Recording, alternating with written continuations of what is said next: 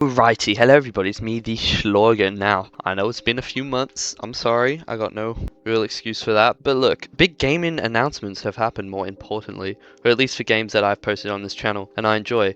For one, the most exciting thing for me, they're making another Don't Starve. I did not think that was going to happen. That's crazy. I thought they were just going to keep updating Don't Starve together forever until it just died. So that's very exciting because I was not expecting that, and another Risk of Rain DLC. This seems pretty soon. I feel like the last one, it came out like less than a year ago, no? But it's just been announced, I think. I haven't looked at like the details of that, so I don't know when it's been released or whatever. But in this video, I want to talk about the new Don't Starve game. I guess some theories of mine, but mainly like what I want the game to be and what I want them to do the same and differently from the first one, because the first game is a great game, you know, like it's my most viewed game on this channel, and I haven't posted that much, but those videos just do really well for some reason. And no, I love it. It's a game that I've tried to get a lot of people into, but not a lot of people can get into, and that's going to bring me to my first point of that it's not beginner friendly at all. Now, it's fine a game being a hard game, that's not a problem. I think hard games most of the time are more like successful and more critically acclaimed and generally just better, I think. Not to say that, you know, there's not games that are generally easy that can be really good, like, you know, the Super Mario franchise. Those are kids games, most of them are really easy. Super Mario Odyssey, which isn't an easy Mario game, but it's fairly approachable for children, is one of, if not my favorite game ever. But Don't Starve Together gives you zero tutorial. There's really nothing. You get no guidance. I guess if you play the single player Don't Starve, there's somewhat of like a story and a guidance thing there with like the character unlocks and, you know, each time you die, you kind of learn it's a more linear path. But still, generally, the Don't Starve franchise is very unforgiving, which again isn't a huge problem. But even like the Dark Souls games, they have like you know where to go almost. The Don't Starve Together, if you're brand new, you kind of just don't know what to do. So most players will go in the same pattern of death. This pattern being they first approach a Toolberg or a Clockwork or maybe a Beefalo and they hit it and they get killed by it and they're like, oh, what was that? Second time around, they go into the swamp and they die to, you know, tentacles, merman, whatever. Third time, you're going well, you know the general areas to keep out of, and then hounds come around and you die to that. And then maybe you have some more mishaps along the way to like spiders or something, but generally the next death will be to freezing in winter and then to Deerclops. And around either freezing in winter or the death of Deerclops is where 99% of players, maybe not 99, but a large majority of players quit the game and then they'll never touch the game again. And I think that's a problem. I think there should be a proper seasonal tutorial, so you're not just searching up Don't Starve Beginner's Guide or seasonal tutorial and then you're stuck watching hours or an hour Jakeysaurus video, you know? So I think that's a problem. I think it needs to be more approachable, not necessarily easier, but it needs to be accessible for beginners. And there needs to be some kind of tutorial, or maybe like an easier route you can take, because it's an open world game, you know, you don't have to fight every boss at this time. The only thing you kind of have to do is deal with the seasonal bosses for the most part, and then most people will set their own like milestones each season or things like that. That's how I play. And depending on who I'm playing and what kind of run I'm going for and Don't Starve, I will kill different bosses and do different things. And that's part of the beauty of Don't Starve and open world games in general. But you know, if there was just kind of like a more beginner friendly route you could take where you can get a bunch of the good stuff and you can get far, but maybe it's like lower risk, lower reward. Maybe it's like lower risk, lower reward for that path, and I don't know, it still leads you to the final boss, but like a less powerful variant of it. You know, like the difference between normal mode and expert mode in Terraria, but there's actually like different bosses, that kind of thing. I think that could be good. I doubt they'll do this, but this is just an idea that's popped into my head. For the more extreme players, there's the regular and like a harder mode where you can get better items. TheShlorgan here. I was explaining that poorly. I'm talking about the uncompromising mod for Don't Starve Together, which is a pretty popular hard mode-ish mod. There's a statue, I believe it is, like thing, which you can go up to and make the game more difficult within that mod than it already is. If there was something like that in the base game for like more extreme players where it's like higher risk, higher reward, done well, I think that could be really good for the game. And I think it could work well in Don't Starve elsewhere because it looks like they're kind of taking Hamlet themes from the trailer and the aesthetics I get from the trailer, and that more mythical fantasy feel I think works well for diversity and difficulties, like portals to different areas with different difficulties. I don't know, I'm just spewing stuff out. The general point I'm trying to make is that I think they should diversify Don't Starve a little more and make it more accessible to a broader audience. That really sounds like I'm trying to say something completely different, but I'm purely talking about in terms of difficulty. This is of course a slippery slope because you got to get that balance. You know, you don't want them to make the game super easy, right? It should still be a hard game. People should still think, oh yeah, Don't Starve, that's a difficult game. But I think just the fact it's not just a hard game, there's like zero guidance. So obviously a tutorial would help with that.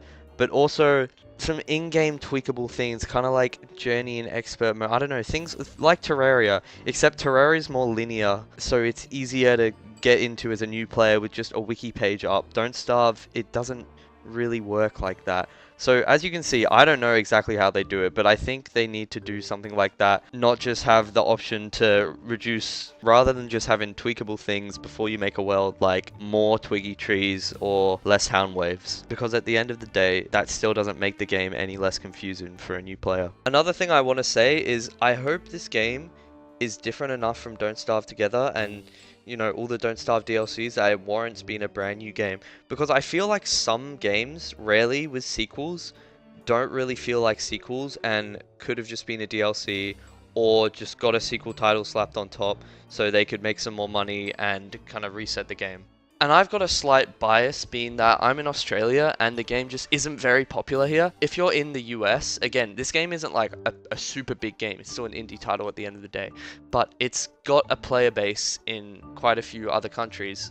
But in Australia, it's just very hard to find people to play with. I mean, again, like I said earlier, I've got friends who have got this game. A lot of people on my Steam friends list have this game, and I've had friends who have bought it and tried to play it while it's on Steam sale and just haven't got into it. Like pretty much everyone I know who plays Don't Starve is overseas, and everyone I know nearby or in real life who's played this game has got 10 hours or less, 20 hours or less on it, which again refers back to my point with the Deerclops and Dine in Winter, and it's just not beginner friendly.